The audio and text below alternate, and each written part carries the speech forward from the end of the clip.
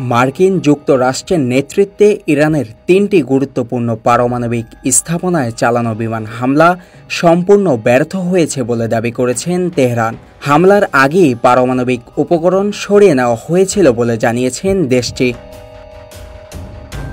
ইরানের রাষ্ট্রীয় টেলিভিশনের উপ-রাজনৈতিক পরিচালক হাসান আবেদিনি বলেছেন, হামলার আগে ফোর্দো, নাতাঞ্জ ও ইস্পাহান কেন্দ্রগুলো থেকে নিরাপদে সরিয়ে নেওয়া হয় গুরুত্বপূর্ণ উপাদান।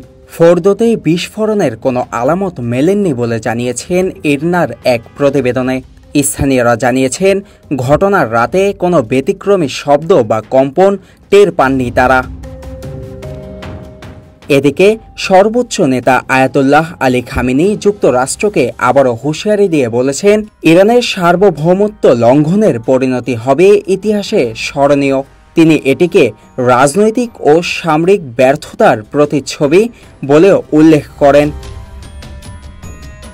অন্যদিকে যুক্তরাষ্ট্রের প্রেসিডেন্ট ডোনাল্ড ট্রাম্প দাবি করেছেন, ৩টি পারমাণবিক স্থাপনায় সফলভাবে হামলা চালানো হয়েছে। তবে এর সত্যতা নিয়ে প্রশ্ন তুলছে ইরান। আন্তর্জাতিক প্রতিক্রিয়াও ব্যাপক। রাশিয়া, চীন ও তুরস্ক মার্কিন হামলার নিন্দা জানিয়েছে। হামলাকে আন্তর্জাতিক আইন লঙ্ঘন বলছে তারা।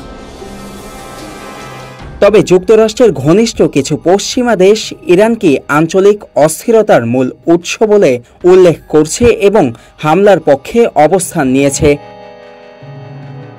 এদিকে তেহরানে নিরাপত্তা জোরদার করা হয়েছে। সামরিক বাহিনী ও বিপ্লবী গার্ড বাহিনী সর্বোচ্চ সতর্কতায় রয়েছে। খামেনি দেশবাসীকে ঐক্যবদ্ধ থাকার আহ্বান জানিয়েছে, বলেছেন, ইরান কখনো মাথা নত করে না। বিশ্লেষকরা বলছেন, এই হামলা কেবল একটি সামরিক ঘটনা নয়, এটি ইরানের জাতীয় আত্মমর্যাদার প্রশ্নে রূপ নিয়েছে। আশঙ্কা করা হচ্ছে সংঘাত বাড়তে পারে বৃহৎ আঞ্চলিক যুদ্ধের দিকে।